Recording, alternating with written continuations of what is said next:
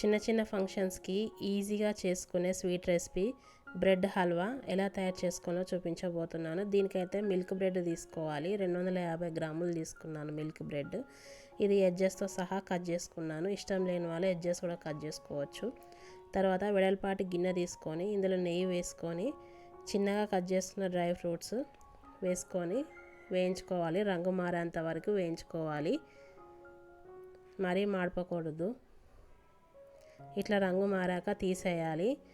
తీసేసినాక ఇదే నెయ్యిలో కొద్దిగా నూనె వేసుకొని డీప్ ఫ్రై చేసుకోవాలి బ్రెడ్ ముక్కల్ని. నూనె వేడి కాగానే ఇందాక కట్ చేసి పెట్టుకున్న బ్రెడ్ ముక్కల్ని కలర్ చేంజ్ అయ్యేంత వరకు వేయించుకోవాలి. ఇలా తిప్పుతూ కాల్చుకోవాలి. ఇట్లా కలర్ చేంజ్ అయ్యాక నూనె నుండి తీసేయాలి ఈ బ్రెడ్ ముక్కల్ని. తీసేసి 250 గ్రాముల చక్కెర వేసుకోవాలి. అంటే 1.5 గ్లాసు. 1.5 గ్లాస్ చక్కెరకి 1.5 గ్లాస్ నీళ్ళు వేసుకొని చక్కెర కరిగేంత వరకు మరగనివ్వాలి. తీగ పాకం ఏం అవసరం లేదు. కొంచెం గులాబ్ జామ్కి చేసే పాకం కొంచెం స్టిక్కీగా ఉంటే సరిపోతుంది. బంకగా ఉంటే సరిపోతుంది.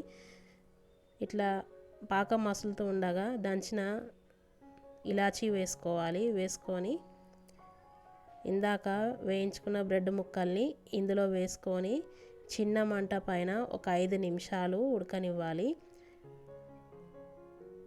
ఇలా 5 నిమిషాలు ఉడకనిస్తే బ్రెడ్ ముక్కలకి పాకం మంచిగా పడుతుంది.